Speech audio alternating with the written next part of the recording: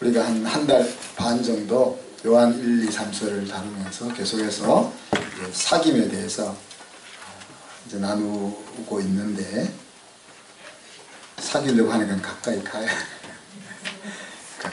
돼요. 지난주에 우리는 우레의 아들에게서 사랑의 사도로 바뀌었던 사도 요한의 이야기를 들었습니다. 어떻게 우레의 아들이라는 자리에서 사랑의 사도라는 자리까지 갈 수 있었을까? 사귀면 닮아간다는 거죠. 그죠? 사도 요한이 바로 그 사귐의 산 증거가 되는 겁니다. 그래서 사랑이신 그 하나님과 사귀는 가운데 그렇게 변화되어든 전 모습을 우리에게 보여준다고 볼 수 있겠죠. 그런 그 사귐을 통해서 알게 된 하나님을 어떻게 표현했습니까? 내가 듣고 또 보고 주목하여 손으로 만진 바 된 하나님, 그런 식으로 표현을 했습니다. 그래서 완전히 자기 주도적인 인지가, 하나님에 대한 인지가 이루어졌음을 사귐을 통해서 그렇게 소개하고 있죠. 그리고 그런 사도 요한이, 이 사도 그 요한 서신을 쓴 큰 목적이 뭐라고 했습니까? 영생이 있음을 확신을 가지고 살게 하고 싶다 하는 거예요. 확신을 가지고 살게 하고 싶다. 내가 죽어봐야 천국에 갈 것인지, 희미한 삶이 아니라 이미 천국에 갈 사람으로 확신을 가지고 이 땅에서 살아가게 하고 싶다, 그 이야기죠. 그러면서 작은 목적 하나를 또 소개했습니다. 기쁨이 완성 충만케 하려 한다. 하나님의 우리를 향한 기쁨은 우리가 하나님과의 사귐을 통해서 온전한 하나님의 아들, 딸로 살아갈 때 하나님의 기쁨이 완성된다는 이야기죠. 그래서 우리가 정말 하나님과의 사귐을 이루어낼 수 있는 가정, 그런 자랑스러운 가정, 또 하나님과의 사귐을 만들어내는 그런 자랑할 수 있는 교회를 만들어 갔으면 좋겠다 하는 내용을 우리가 지난 시간에 나누었습니다. 오늘은 이제 그러한 사귐이 있으면은 어떤 결과가 나타나는지 하는 것들을 한 가지 살펴봅니다. 사귐의 결과는 뭐죠? 닮아가는 겁니다. 닮아가는 겁니다. 그래서 3절에 보면은 먼저 사귀는 서로를 알게 되죠. 닮아가는 과정 속에서.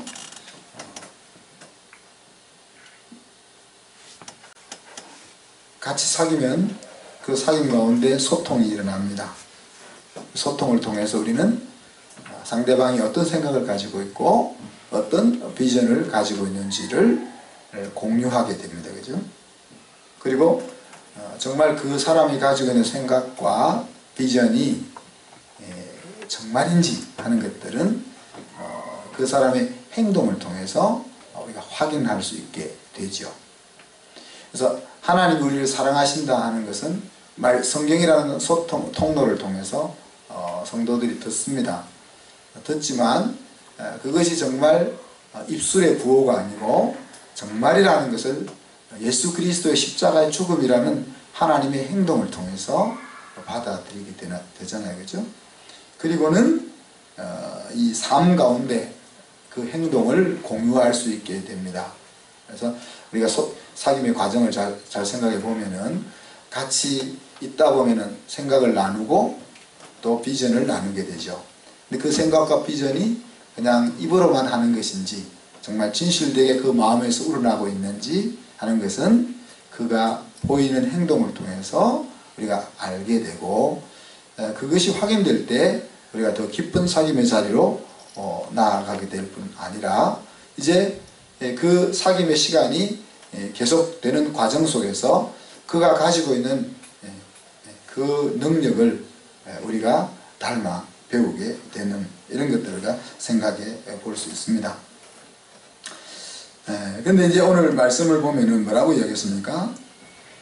사귐이 있으면은 하나님을 알게 되고, 하나님을 알게 되는 것은 계명을 지키는 것을 통해서 네가 하나님을 정말 알고 있는지를 확인할 수 있다라고 그렇게 표현하고 있습니다.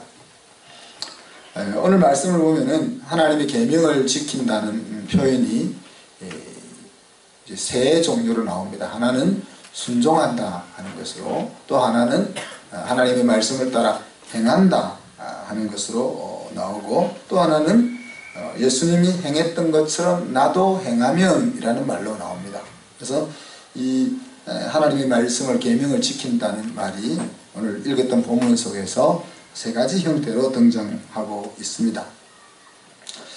예수님과 제자들의 사귐이 어땠는지를 여러분 한번 생각을 해보십시오.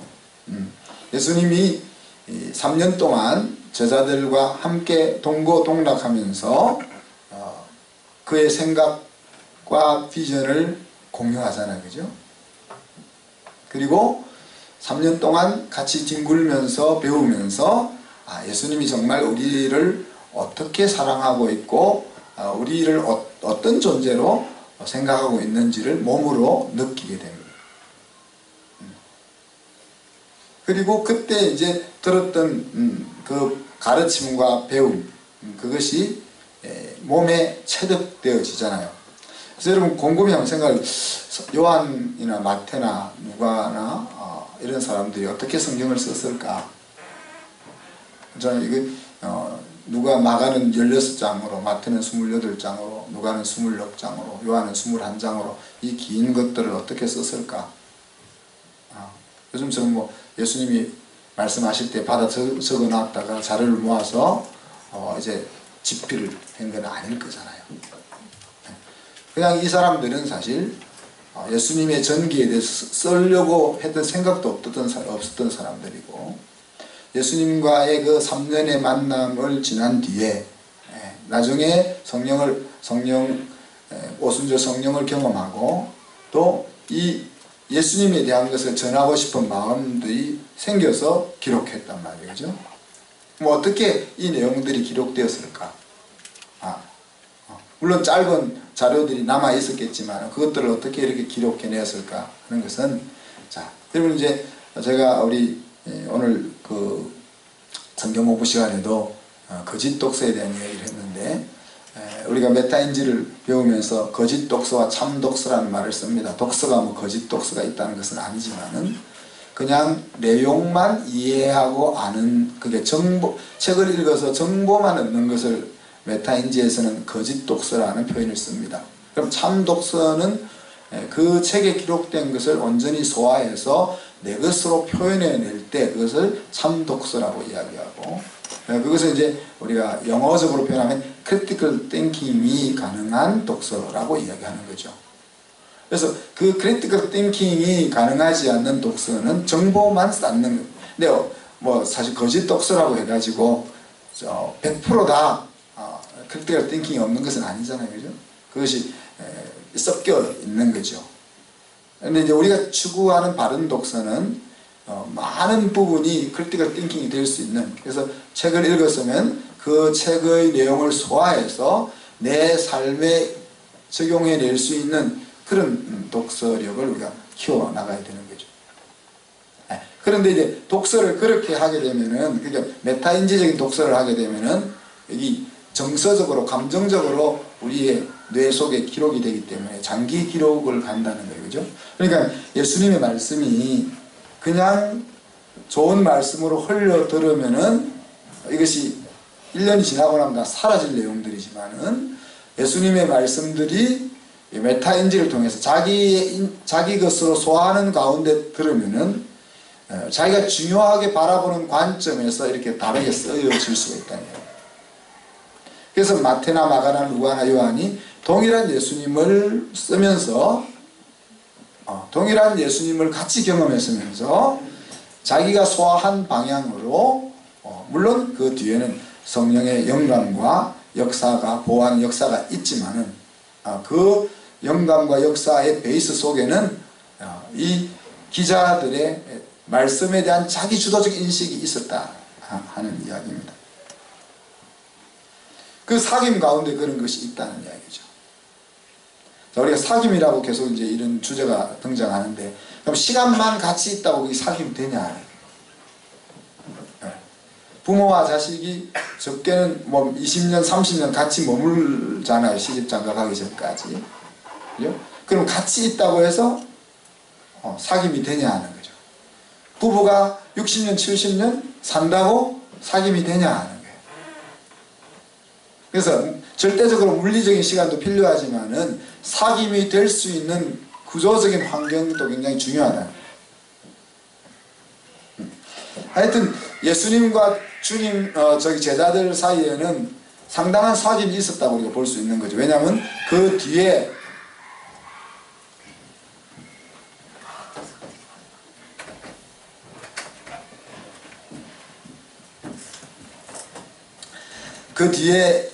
제자들의 삶이나 여러 가지 신앙적인 모습들을 보면은 그런 사귐이 제대로 이루어졌었던 것을 짐작해 볼 수 있는 겁니다.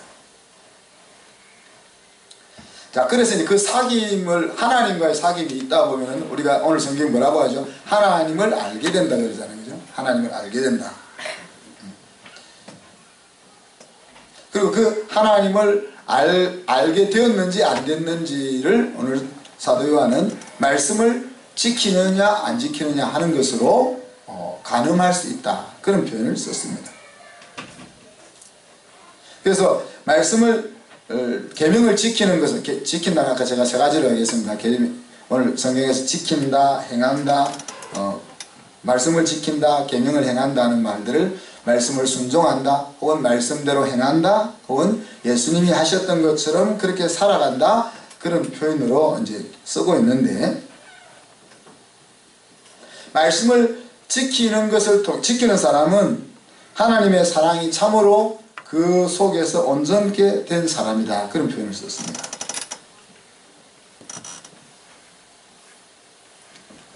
하나님의 사랑은 온전한 사랑이잖아요. 그죠? 하나님의 사랑은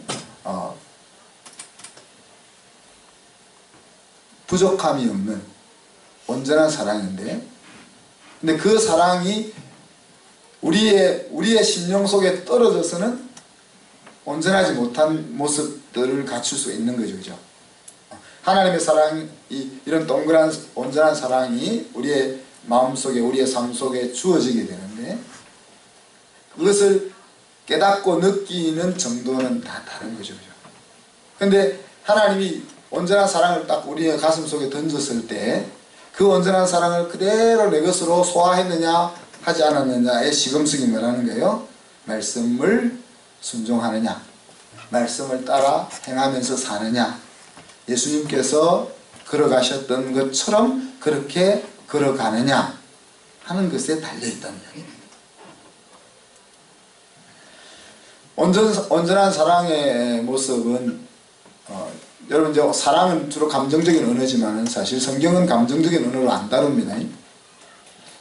요한 1서에 보면은 온전한 사랑을 이야기하기를, 온전한 사랑을 가지고 있으면은 두려움이 없어진다라고 표현했습니다. 그래서 온전한 사랑을 우리가 다양한 각도에서 설명할 수 있겠지만은 우리가 요한 사도의 관점에서만 하나만 생각해 보면은 내가 온전한 사랑을 가지고 있게 되면은 두려움이 사라진다.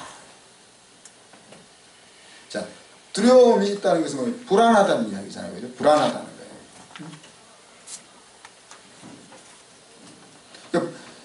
하나님이 나를 사랑하시는 것에 대해서, 하나님이 나를 온전히 사랑하시는데 그 하나님에 대한 온전한 사랑이 내 것으로 소화가 되지 않으면은 내 속에 불안함이 존재한다는 이야기죠. 그러니까 내 속에 불안함이 얼마나 많으냐 하는 것이 하나님의 사랑을 얼마나 잘 모르고 있느냐를 나타내는 거예요.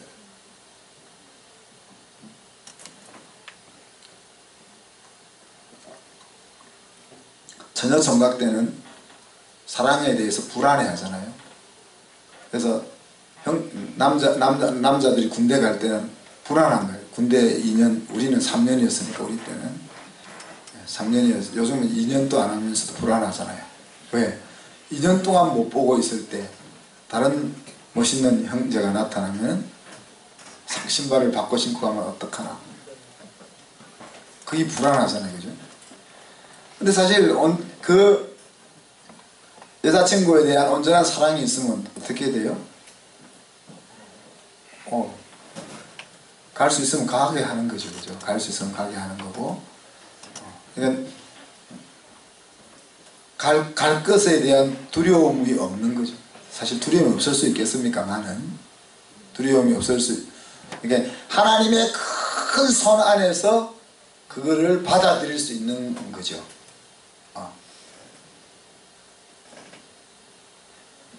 저 사람이 꼭 내 배우자 감인 것 같이 여겨지지만은 아닐 수도 있는 거죠. 그죠? 예, 하나님의 큰 손 안에서 저 사람이 내 배우자면 주변에서 어떤 멋있는 형제가 와서 꼬셔도 안 넘어갈 것이라는 확신을 가지고 군대를 갈 수 있는 거죠. 그래서 이제 군대 가 있는 동안 신발을 바꿔 신으면 마음은 아프지만 내 사람이 아니었다, 그렇게 생각을 털털 털 수 있는 그런 것이 이제 불안한, 온전한 사랑이 없으니까 우리가 불안한 거예요. 그죠? 불안한 겁니다. 불안하기 때문에 우리는 계속 현대인들이 안전보장을 얻기 위해서 발버둥치는 거예요. 그래서 눈에 보이지 않는 그 사랑을 눈에 보이는 뭐로 보장을 받고 싶은 거예요. 그래서 집을 사놓기도 하고 권력을 잡아보려고도 하고 공부하려고 하는 이유 중에 하나도 그렇습니다. 특별히 그 공부를 통해서 자기가 뭔가를 이루고 싶은 사람도 있지만은 대부분의 경우는 공부를 통해서 적당한 직장을 찾아서 미래를 안정적으로 보장받고 싶다는 것이 아마 90% 이상의 생각이 그럴 겁니다. 그런 삶을 살게 된다는 거예요. 이것은 이 심성의 문제가 아니에요. 심성의 문제. 우리가 심성이 약한 사람이 있잖아요. 그래서 겁을 잘 내고 이런 사람이 있잖아요. 겁을 잘 낸다고 해서 인생을 두려움 속에 산다는 거 아니에요. 내가 겁이 많아도 두려움 없이 살 수 있는 거죠. 온전한 사랑이 있으면. 성향적으로 겁이 많아도 어떤 일을 만났을 때 그것을 온전하게 책임져 줄 수 있는 분이 계시다는 것에 대한 믿음이 있으면은 그것을 뚜벅뚜벅 걸어갈 수 있는 힘이 우리에게 있다는 이야기입니다. 그래서 말씀을 지키는 것을 통해서 내가 하나님 안에 있는 사람이라 하는 것을 확인하게 된다고 이제 사도 요한이 이야기하는 겁니다. 자, 어차피 지금 말씀을 지킨다는 것이 하나님 우리에게 주신 말씀을 순종하고 또 그 말씀을 따라 행하고 예수님이 살아가셨던 것처럼 사는 것이라고 했는데, 그것은 내가 뭐 더 그렇게 하고 싶다고 되는 겁니까? 안 되는 거예요. 아는 만큼만 되는 겁니다. 하나님을 더 많이 알면 좋다고 생각되지만 그것이 더 많이 알고 싶다고 알아지냐 이게. 하나님의 온전한 사랑이 내 가슴 속에 온전히 이루어지면 내가 두려움 없이 살게 되겠다라고 생각이 되지만 그것이 내 수고와 노력에 대해서 그렇게 될 수 있는 거 아니다는 이야기죠. 그죠? 그러니까 아는 만큼 될 수밖에, 하나님에 대해서 아는 만큼 될 수밖에 없는 거예요. 그것이 나인 거예요. 내가 속이 답답하든 어찌됐든 간에 하나님의 말씀을 따라 순종하고 말씀을 따라 행하고 예수님께서 걸어가셨던 것처럼 걸어가고 있는 내 모습은 정확하게 내가 하나님을 아는 모습만큼만 가능하다. 그래서 이제 우리가 그러면은 그럼 어떡하냐, 뭐 난 아무것도 행할 것이 없네, 그것이 아니고 대신에 어때요? 그 사귐이 지속되면서 그 아는 지식이 어떻게 되는 겁니까? 점점점 커지잖아요. 그래서 안다라는 이야기를 할 때 그를 향하여 우리의 가진 바 담대한 것이 이것이니 하는 그 알미라는 것은 하나님이 나를 사랑하셔 나를 위해 죽으셨어, 이게 확정적인 사실에 대한 알미고, 저것은 100년이 지나도 1000년이 지나도 변화되지 않는 아는 지식이죠. 그죠? 근데 하나님과 사귐다 하는 면에서 아는 것은 하루가 지나고 열흘이 지나고 1년이 지나고 10년이 지나면은 그 아는 정도가 달라지는 아는 거예요. 무슨 말 알겠죠? 그래서 지금 정확하게 내가 하나님의 말씀을 순종할 수 있고 하나님의 말씀을 즐거이 행할 수 있는 그것이 하나님을 아는 나의 모습인데, 이것이 여기에 머물러 있는 것이 아니고 내가 하나님과 얼마나 사귀느냐에 따라서 점점점 그 알매 정도가 더 깊어진다는 거죠. 그죠? 그래서 고린도전서 13장에 따르면 어떻게 해요? 지금은 거울로 보는 것 같이 희미하나 그때는 얼굴과 얼굴을 대하여 볼 것이요. 이렇게 얼굴과 얼굴을 대하여 보는 것처럼 우리 거울에 비친 희미한 모습의 그 하나님을 보는 것이 아니고 직접 이렇게 얼굴을 맞대어서 보는 것 같은 그런 확실한 하나님을 아는 자리까지 가는 것이 우리의 신앙의 목표잖아요. 그죠? 그리고 또 다르게 표현하면 하나님이 나를 아신 것 같이 나도 하나님을 아는 자리까지 우리의 사귐이 우리를 이끌고 간다. 그러려면 여러분 그 사귐의 자리에서 우리가 계속 해야 되는 거 뭡니까? 메타인지, 주도적인 신앙에 대한 인식을 계속 해야 된다. 아까 제가 설교의 서두에 이야기한 것이 그냥 물리적인 시간의 사귐의 시간만 있다고 해서 우리의 사귐이 있는 것은 아니다. 한 집에 100년을 살아도 전혀 말 안 하고 살 수도 있잖아요. 지난 금요기도회 때 제가 잠깐 이야기한 것처럼 몽골의 게르처럼 그런 집을 지어서 살면 좋겠다. 한 방에 다 같이 살아요. 몽골은 며느리, 시아버지, 아들, 딸 한 방에 다 살아요. 이해가 안 되죠? 여자들 싫어하는 것 같아요. 안 그러면은 교제가 안 일어나는 거지. 딱 자기 방에 문 닫고 들어가 버렸는데 100년을 같이 살아봐요. 뭘 닮아가겠어요? 안 닮아가죠.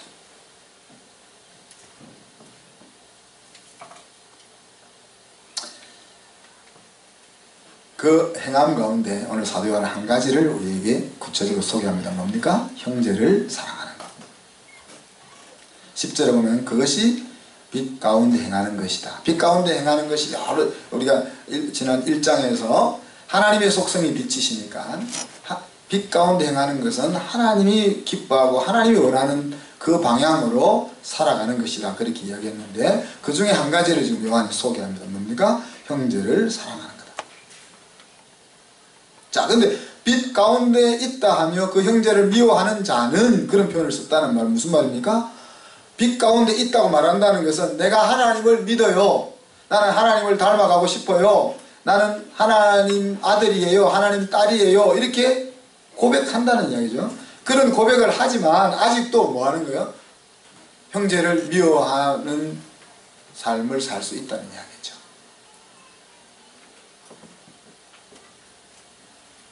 자, 하나님을 믿는다고 주장할 때 말로만 그럴 수도 있죠. 우리가 자기가 하나님을 정말 마음으로 믿지 않으면서 분위기에 따라서 나도 하나님 믿어요 이렇게 말할 수 있겠죠.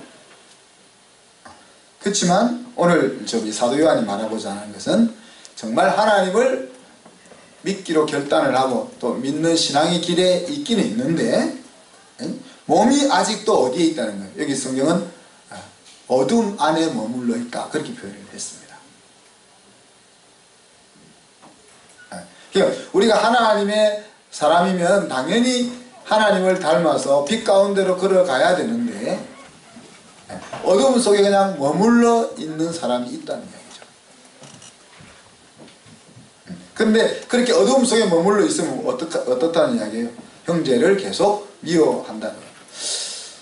형제를 어떻게 하는 것이 미워하는 것일까? 우리 찬정이가 성질나면 성정이 탁 때려 뿌리는 게 이게 미워하는 것일까? 이 본성이잖아요. 그죠? 저기 태어나가지고 엄마한테서 내 사랑을 뺏어가 안 가르쳐줘도 딱 생득적으로 배우는 거잖아요. 그런 것이 미워하는 건가? 우리 딸들도 저는 안 싸우는 줄 알았는데 자기들끼리 싸웠다 그러는 거예요.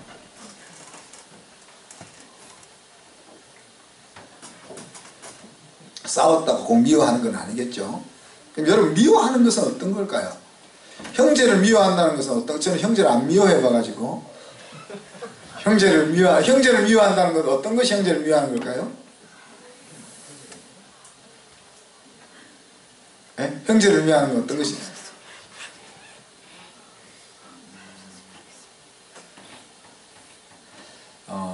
이제 미워하는 걸 제가 잘 몰라서 성경 속에 미워하는 것이 뭔지를 생각해 보니까 성경에서는 한 가지 예를 들었어요. 하나님이 나는 에서는 미워하고 야곱은 사랑했다. 그런 표현을 썼더라고요. 그래서 거기서 미워한다는 표현은 뭡니까? 거기서 미워한다는 말은 그냥 자기 하는 대로 그대로 방치해 두었다 하는 이야기. 사랑한다는 말은 억지로라도 복된 자리로 이끌기 위해서 액션을 취한다 그런 뜻이에요. 그죠? 그럼 형제를 미워한다는 것은 어떤 걸까요? 형제를 미워한다는 걸 그래서 냅두는 거지. 지 인생 지가 살아. 지 인생 지가 살아. 우리가 뭐 형제 인생까지 우리가 어떻게 책임져요, 그죠? 근데 그렇게 사랑한다는 걸 거꾸로 이야기하면 저 형제가 하나님이 주신 그 복된 자리에 이르지 못하는 것에 대해서 속상하고 말이지 그 복된 자리로 이끌어주고 싶은 열망이 끊이지 않고 계속되는 것을 이야기하겠죠. 할아버지 할머니의 자리에 앉아 있으면 손자들은 어떻게 보입니까? 무조건 이뻐 보여요. 그게 좀 우리가 이 미워한다는 관점. 근데 엄마들이 참 이해가 안 되는데 엄마들이 어떤 때는 자기 새끼를 미워하더라고. 이 감정적으로도 미워하는 경우가 있더라고요, 보니까. 근데 할머니의 눈에는 안 미워요, 그것이. 분명히 객관적으로 보면 미운 짓을 하고 있는 건데 할머니의 눈에는 그게 안 미워.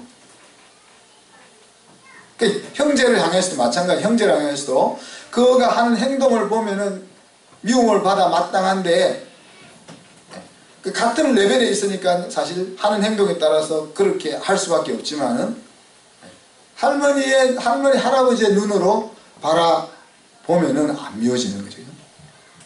제가 지금 미워하는 것에 대해서 두 가지 방향을 지금 말씀을 드린 겁니다. 하나님이 야곱을 사랑한다 할 때 그 에서를 미워한다 할 때 그 모습하고 또 우리가 부모의 자리에 있을 때하고 조부모의 자리에 있을 때 자녀와 손자를 바라보는 시각이 다르다.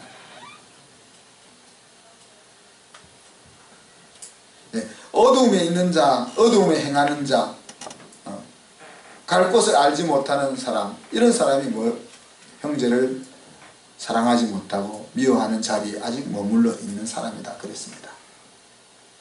왜 그렇다고 했습니까? 그것은 어두움이 그의 눈을 멀게 했기 때문에 그렇다.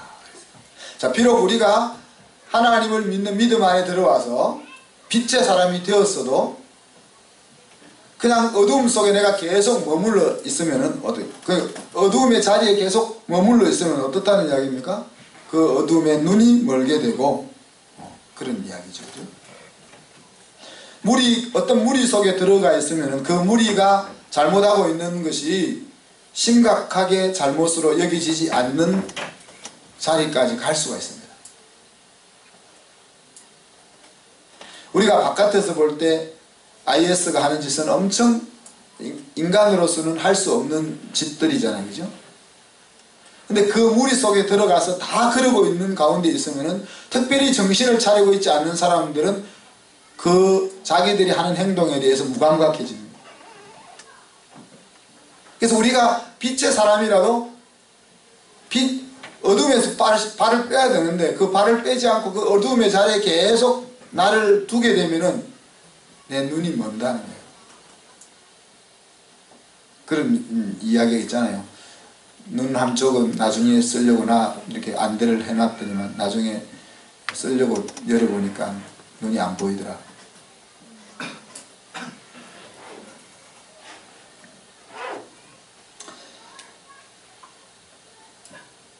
오늘 본문에 읽지 않았지만 15절부터 17절까지 보면은 이 어두움에서 발을 빼지 않는 삶을 뭐라고 표현합니까? 세상을 사랑하는, 세상을 사랑하면 그렇게 이야기했습니다. 우리가 빛의 사람이 되었지만 어둠 속에 발을 담그고 있는 것을 가리켜서 세상을 사랑하면 그렇게 표현했습니다. 그거와 반대로는 뭐예요? 하나님을 사랑하면 그렇게 이야기하죠. 세상을 사랑하는 사람은 세상과 사귐을 계속 가지게 돼요. 하나님을 사랑하는 사람은 하나님과의 사귐을 계속하게 되는 거예요.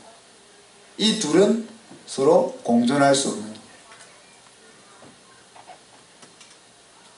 그래서 그 세상과 사귐이 있는 사람들은 뭘 추구하게 됩니까?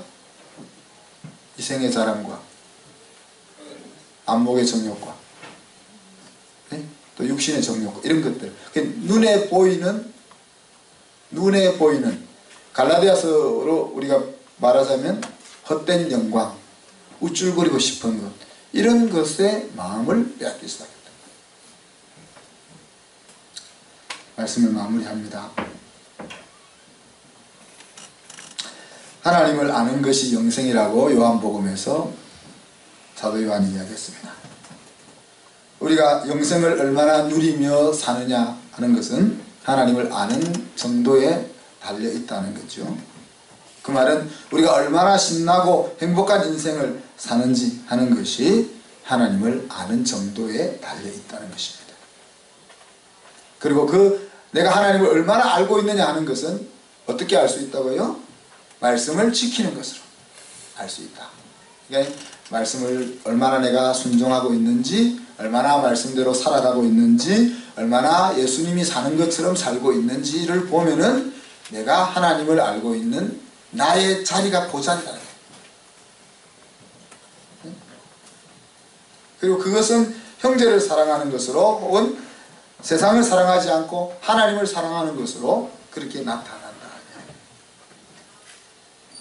자, 이 아는 것은 우리가 하나님을 아는 것이 두 가지 길이 있는데, 하나는 말씀을 통해서 하나님을 알 수 있습니다.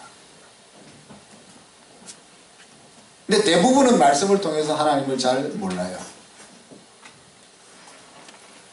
그래서 저는 이 말씀을 통해서 하나님을 아는 것은 믿음의 은사가 필요하다고 봅니다.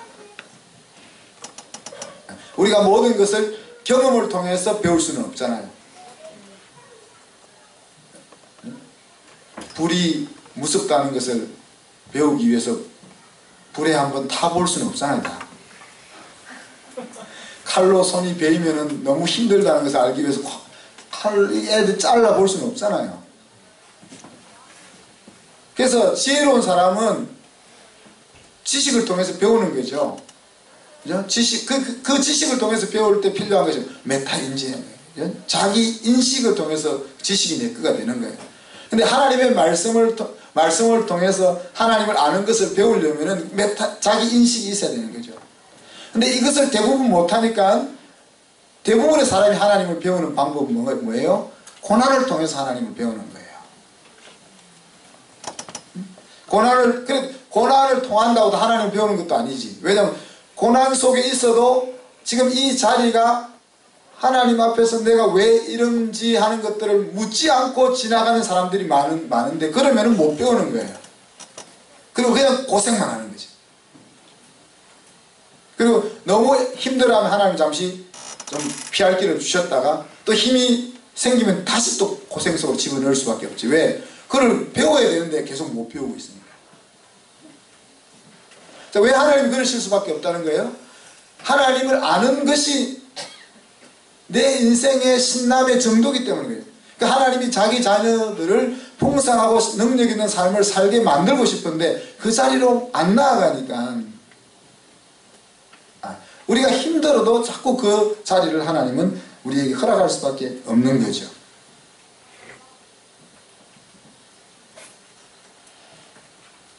하나님이 얼마나 답답한지를 생각해 봐요. 여러분이 자녀들 볼 때 그렇잖아요. 자녀들을 바로 잡아가기 위해서 뭔가를 교훈할 때, 그것들이 버팅길 때 저렇게 가면은 힘들 거 뻔히 아는데 마음대로 안 되잖아요, 우리가. 그때 우리의 심령이 얼마나 답답합니까? 지 인생 지가 고생해야지 많은, 그렇지만 우리가 알고 있는 우리는 답답하고 힘들다는 얘기죠. 차라리 우리가 모르면은 우리도 덜 답답할 터인데, 저렇게 살면은 분명히 힘든 인생을 걸어갈 건데 하는 것을 알고 있으니까 어떻게 해서라도 그렇게 안 가게 하려고 매를 들고 야단을 치고 훈계를 하고 할 때 이 힘들다는 거죠. 그러니까 하나님이 우리를 말씀을 통해서 그렇게 힘든 과정을 겪지 않고 복된 길을 걸어가라고 가르치는데, 그거를 자기 것으로 인지 못하니까 그것을 깨닫게 하기 위해서 어려움의 자리로 우리를 이끌어갈 때 얼마나 하나님이 답답하시겠냐는 걸 생각해 보십시오. 사랑하는 성도 여러분, 우리가 이 사귐의 자리를 만들어야 합니다. 하나님과의 사귐의 자리를 만들어야 합니다. 그래서 그곳에서 생각을 공유하고 삶을 익혀야 해요. 우리 천민 집사님 요즘 뭐 한다고요? 세븐업 한다고 그랬는데, 언제 세븐업에 대해서 한번 이야기해 보세요. 간단하게 우리 대학생 때는 내비게이터 선교에서 하나님과 7분간이라는 그런 슬로건을 걸었어요. 하도 바쁘니까, 공부한답시고 바쁘니까, 그러면 야, 너 하나님과 7분도 하루에 데이트 못해? 적어도 네가 하나님을 믿는 사람이라고 말한다면 7분은 하나님 앞에 줘. 하루 24시간이면 몇 분입니까? 24시간 곱하기 6, 2, 6, 12, 120에다 4, 6, 24, 114시간입니까? 1440분.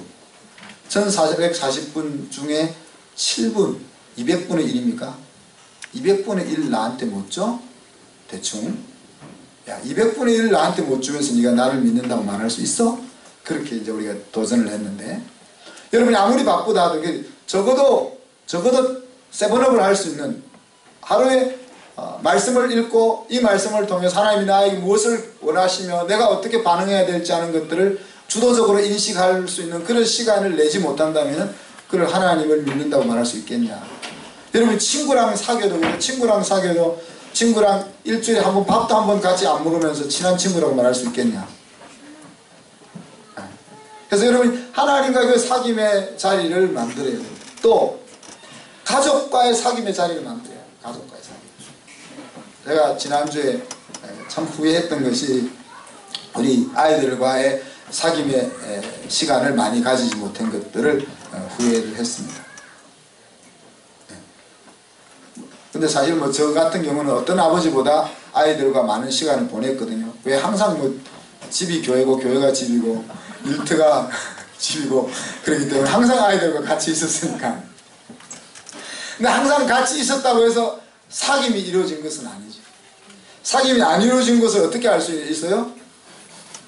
아들, 딸이 아빠를 안 닮은 걸 보면 알 수 있는 거지. 무슨 알겠습니까?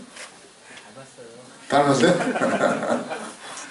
그래서 야, 내가 참 사실 제가 결혼할 때는 부인과 사귐도 많이 하려고 하고 아이들과의 사귐도 엄청 하려고 했는데 결과는 사귐을 많이 못한 결과로 나오니까 이게 참 아쉽다. 그래서 어떻게 하면 이 사귐을 좀 더 할 수 있을까 하는 것들을 생각을 합니다. 또 이 공동체, 우리 한순이라는 공동체에서도 이 사귐의 자리를 만들어야 합니다. 왜? 이 사귐이 없으면은, 그죠? 우리가 계속 이야기하잖아요. 신앙은 노력해서 되는 것이 아니고 저절로 되는 건데, 저절로 되는 비결이 어디에 있습니까? 사귐 속에 있는 거죠.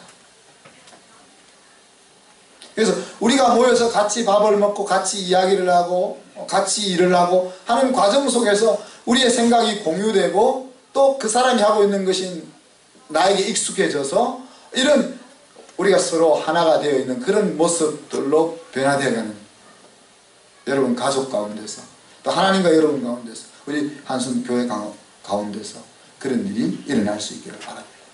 그래서 그 사귐을 통해서 우리는 서로 상호작용을 주고받죠.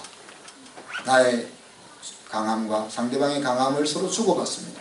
그리고 자랑스러운 멤버십에 대한 그런 정체를 형성해낼 수 있는 거죠. 내가 몸담고 있는 가정 자랑할 수 있는, 내가 몸담고 있는 교회 자랑할 수 있는, 나는 큰 교회 다니고 있어.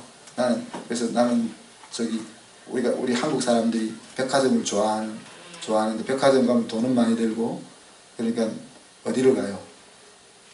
이마트가 잘 되는 이유가 거기 있잖아요. 이마트 가면 돈은 시장보다 약간만 비싸면 되는데 대접은 백화점 대접을 받을 수 있습니다. 이 자기 격조를 올리는 것처럼 한국 사람들이 그렇게 생각하죠. 그러니 장사가 잘 될 수밖에 없는 거예요. 그런 한국 사람들의 의식 구조를 파고들어서 장사를 하는 거죠. 근데 내 정체가 얼마나 중요합니까? 내 가정이 얼마나 자랑스러운 가정인지 인식하는 것이 얼마나 중요합니까? 내가 몸담고 있는 공동체가 정말 어디에 내놓아도 자랑스러운 교회다 하는 것이 얼마나 중요합니까? 그것이 사귐 속에서 이루어진다.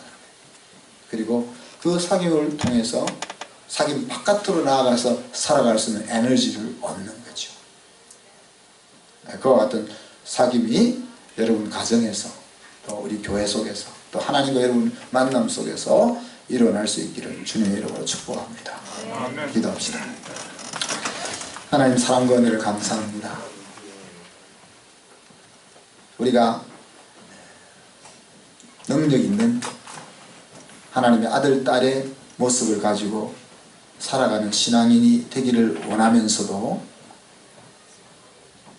우리가 애쓰기만 했지 정말 저절로 되어지는 이 사귐의 자리를 등한시했던 것들을 용서해 주시고 우리 가족들과 또 하나님과 또 우리 공동체 가운데서 정말 오늘 하나님이 말씀하시는 이러한 사귐이 이루어질 수 있는 공간을 확보하게 하여 주옵소서. 감사드리며 예수님 이름으로 기도하옵나이다. 아멘.